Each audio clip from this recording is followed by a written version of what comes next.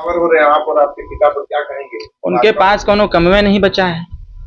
अगर उनकी पार्टी कुछ काम की होती, अगर उनके नेता कुछ काम किए होते गरीबों के पक्ष में, जो समस्त वर्ग के लोग उनके पक्ष में काम किए होते, तो उनको व्यक्तिगत टिप्पणी करने की आवश्यकता नहीं पड़ती।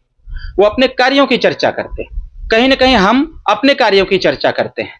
जो आज भारतीय जनता पार्टी की सरकार, एनडीए की सरकार ने अंतिम व्यक्ति तक की चिंता और चिंतन करने का काम किया है। अगर ये काम उनके लोग किए होते तो व्यक्तिगत टिप्पणी करने की आवश्यकता उनको नहीं पड़ती। देखिए, उनके पैरों से जमीन खसक चुका है और उनको भी पता है कि घोसी लोकसभा की सीट इस बार एनडीए गठबंधन में जाएगा। यहां से डॉक्टर अरविंद राजभर चुनाव जीतेंगे और प्रचंड वोट से जीतेंगे, क्योंकि जो क्षेत्र का भ्रमण करने के बाद, जब मैंने पूरा भ्रमण किया, भ्रमण करने के बाद जो मैंने सिनेरियो देखा, हर वर्ग, हर जाति, हर समुदाय के लोग, हर धर्म के लोग, जो लोग भी घोसी में निवास करते हैं, पूरी तन्मयता से यहाँ माननीय मोदी जी को प्रधानमंत्री बनाने के लिए छड़ी का बटन दबाएंगे। दलित और जो अल्पसंख्यक समुदाय के लिए वो क्या रणनीति बनाया है, ये कैसे मिलेगा? देखिए, विपक्ष बार बार भारतीय संविधान पर टिप्पणी कर रहा है। उसको ऐसा लग रहा है कि उनके पास, मैं बताया पहले ना, उनके पास कुछ है नहीं। भारतीय संविधान को लेकर के वो बार बार कह रहे हैं संविधान खतरे में है। संविधान खतरे में नहीं है, खतरे में उनके पार्टी का संविधान है। वो गलत बोल रहे हैं, उनको पूरी बात बतानी चाहिए। वो बार बार बोल रहे हैं कि भारत का संविधान खतरे में। अरे भाई, भारत का संविधान कैसे खतरे में हो जाएगा? संविधान खतरे में है विपक्ष की पार्टी समाजवादी पार्टी का। जैसे ही 0 सीट पर आए, सबसे पहले उनकी मान्यता धीरे धीरे घट करके आ जाएगी नीचे।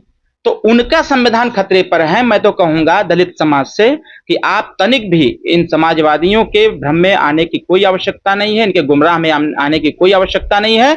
भारतीय संविधान की रक्षा Suheldev Bharatiya Samaj party, Bharatiya Janata party NDA गठबंधन करने का काम करेगा, और रक्षा ही नहीं करेगा, हम उन व्यक्तियों की रक्षा करेंगे जो सामाजिक, शैक्षणिक, राजनीतिक और आर्थिक दृष्टिकोण से कहीं ना कहीं इन समाजवादी पार्टी और बहुजन समाज पार्टी, कांग्रेस पार्टी के कुरीतियों की वजह से जो पीछे रह गए हैं, हम एनडीए के लोग उसको और अच्छा करके, बढ़िया करके हम सबको मुख्य धारा में जोड़ने।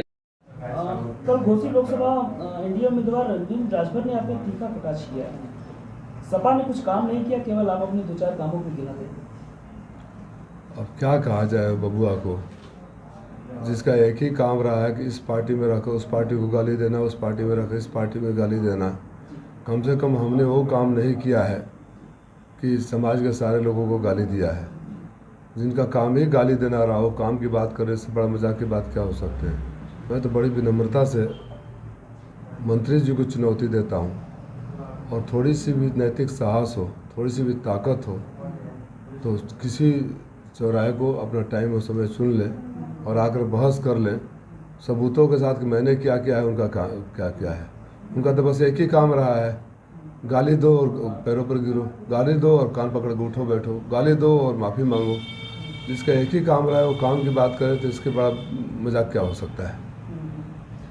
लगातार आप पे ये भी आरोप लगाते रहे कि आपके पास अब कुछ काम भी रह गया है, तो लोग उसी में बैठे हैं जबकि आप राष्ट्रपति। भगवान न करे वो काम मुझे करना पड़े जो वो उनके पिताजी कर रहे हैं, गाली देकर कान पकड़ कर उठक बैठक कर रहे हैं। मेरा काम घोसी की जनता जानती है, और जब आप कहीं नहीं थे तो घोसी के लिए, आपके समाज के लिए भी मैंने काम किया है नैतिक साहस। बताओ कि वहाँ क्यों नहीं गए, बताओ क्यों, जब लड़के पुकार रहे थे फ़ोन करके तो क्यों हाथ उठा दिया मंत्री पद पर रहते हुए।